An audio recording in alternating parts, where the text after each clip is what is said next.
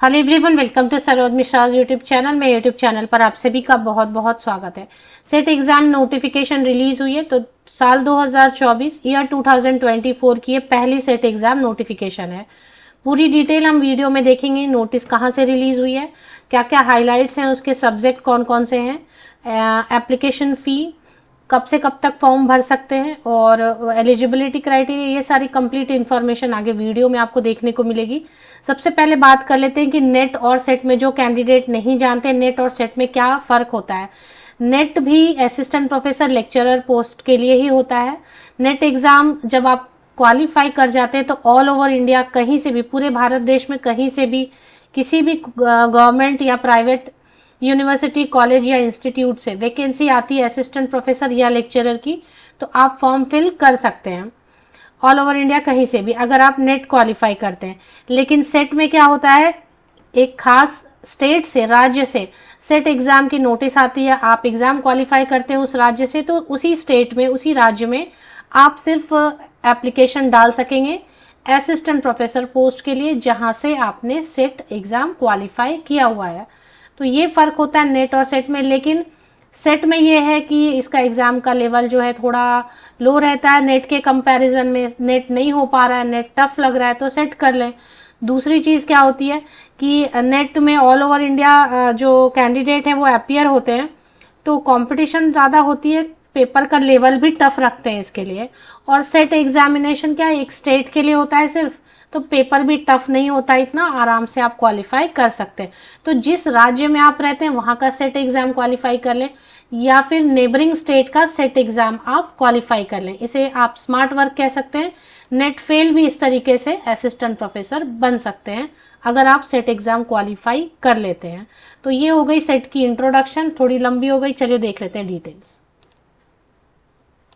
सबसे पहले देखेंगे कि अभी जो नोटिस आई उनमें क्या क्या सब्जेक्ट्स हैं। Marathi, Hindi, English, Sanskrit, Urdu, history, economics, philosophy, psychology, sociology, political science, defence and strategic studies, home science, library and information science, journalism and mass communication, social work, public administration, mathematical science, environmental science, physical science, chemical science, life science, arithmetic, atmospheric, ocean and planetary science, geography, computer science and application, electronic science, forensic science, commerce, management, law, physical education and education. ये notice release कहाँ से हुई है, set exam की notice, ये हम देखेंगे।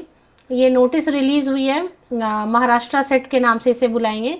तो इसको कंडक्ट कराती है यूनिवर्सिटी ऑफ पुणे। अभी फिलहाल इसे Savitribai Phule Pune university state agency के नाम से Maharashtra state eligibility test MH SET की बात कर रहे हैं। ये एग्जाम आप पास कर लेते हैं तो महाराष्ट्र और गोवा में जहां से भी वैकेंसीज आएंगी, कहीं से भी, महाराष्ट्र और गोवा में जहां से भी वैकेंसीज आएंगी, प्राइवेट हो या गवर्नमेंट, कॉलेज, इंस्टीट्यूट, यूनिवर्सिटी, वहां पर आप एलिजिबल हो जाएंगे असिस्टेंट प्रोफेसर पोस्ट के लिए एप्लीकेशन करने के लिए। तो अब इसकी जो डिटेल्स एक एक करके देख लेते हैं। ये इसकी लिंक है और इसमें इंग्लिश शॉर्ट एडवर्टीजमेंट इंग्लिश में दिया है और मराठी में दिया है। और एग्जाम जो है 7 अप्रैल को होगा, टू बी हेल्ड ऑन 7 अप्रैल 2024। तो 7 अप्रैल को एग्जाम होगा। फॉर्म अभी भरे जाने की डेट भी देख लेते हैं। तो एक एक करके सब देखते हैं। ये शॉर्ट एडवर्टीजमेंट है जिसमें कि फीस वगैरह की डिटेल लिखी हुई है। तो 12 जनवरी से जो है ना शुरू हो जाएगा। Savitribai Phule Pune university will conduct 39 SET exam at Mumbai, Pune. ये सेंटर्स हैं, ये सेंटर्स आप देख लें, सारे महाराष्ट्र में ही रहेंगे। मुंबई, पुणे, कोल्हापुर, सोलापुर, अहमदनगर, नासिक, धुले, जलगांव, छत्रपति संभाजीनगर, नांदेड़, अमरावती, नागपुर, चंद्रपुर, गढ़चिरौली, रत्नागिरी, परभानी एंड गोवा में भी रहेगा। 7 अप्रैल को एग्जाम होगा। 12 जनवरी 2024 से लेकर 31 जनवरी तक आप जो है फॉर्म भर सकते हैं इंटरेस्टेड कैंडिडेट। अब इसमें जो है फीस की डिटेल दी है कि ओपन कैटेगरी के लिए 800 रुपए, 800 रुपीज, और बाकी जब जो कैंडिडेट्स हैं उनके लिए 650 रुपीज एप्लीकेशन फीस रहने वाली है। इसमें एलिजिबिलिटी क्राइटेरिया चेक करेंगे। फैकल्टी एंड सब्जेक्ट्स तो मैंने आपको बता दिया। इसमें साफ साफ लिखा रहता है कि जिस सब्जेक्ट में आपका पोस्ट ग्रेजुएशन है उसी में अप्लाई करें। अब कौन कौन अप्लाई कर सकते हैं, परसेंटेज क्या मांग रहे हैं वो देखेंगे। एलिजिबिलिटी क्राइटेरिया में क्या लिखा है इन्होंने कि 55% मिनिमम होना चाहिए, 55% कम से कम जो है ना, एटलीस्ट 55% होना चाहिए without rounding off. Without rounding off मतलब 55% एग्जैक्ट या उससे ज्यादा। अब अगर आप बोलेंगे 54.9 है तो वो चलेगा, वो नहीं चलेगा, इसीलिए इन्होंने कहा है कि विदाउट राउंडिंग ऑफ। एग्जैक्ट 55% या उससे ज्यादा है तो आप अप्लाई कर सकते हैं पीजी में अगर है तो। और कुछ कैंडिडेट के लिए 5% की रिलैक्सेशन दी गई है, वो है non creamy layer, SC ST, transgender, PWD candidate and orphans, इनके लिए 50% जो है पोस्ट ग्रेजुएशन में है तो कर सकते हैं अप्लाई।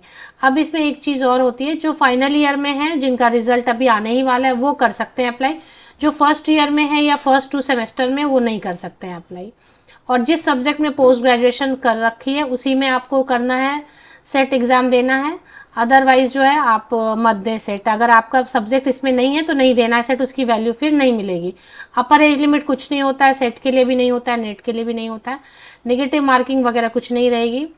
और सेट क्वालिफाई करने के बाद आप जो है महाराष्ट्र और गोवा दोनों में जो एलिजिबल हो जाएंगे असिस्टेंट प्रोफेसर बनने के लिए।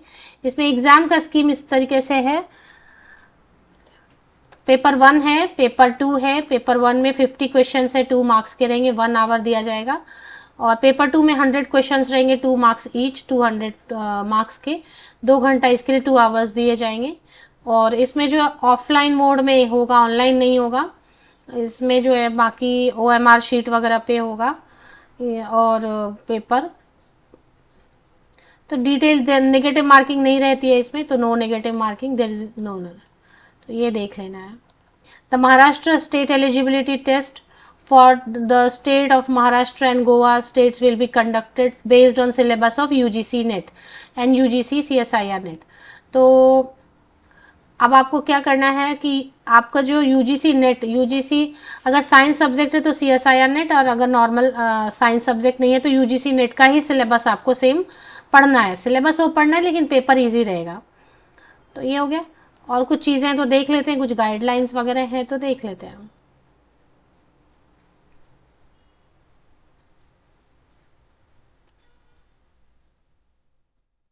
कुछ रिजर्वेशन वगैरह के लिए है तो वो देख लेना है।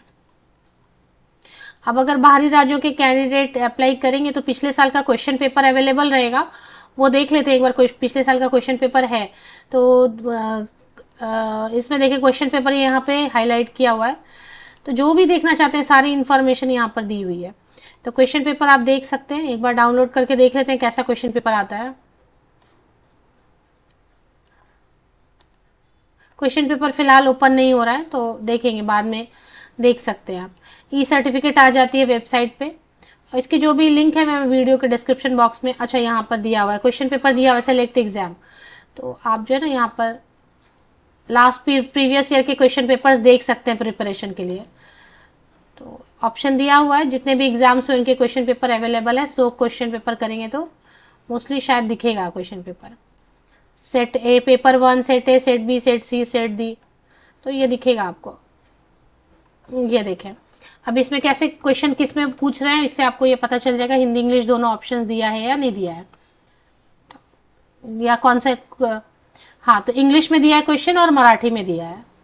तो आपको अगर एग्जाम देना है तो आपको या तो मराठी आनी चाहिए या फिर आप इंग्लिश में अच्छे से, आपको इंग्लिश समझ में आना चाहिए, तभी ये एग्जाम के लिए आप भरें, नहीं तो मत भरें। फिर या तो मराठी आना चाहिए या फिर इंग्लिश में आपको क्वेश्चन पढ़ के आंसर करना आना चाहिए।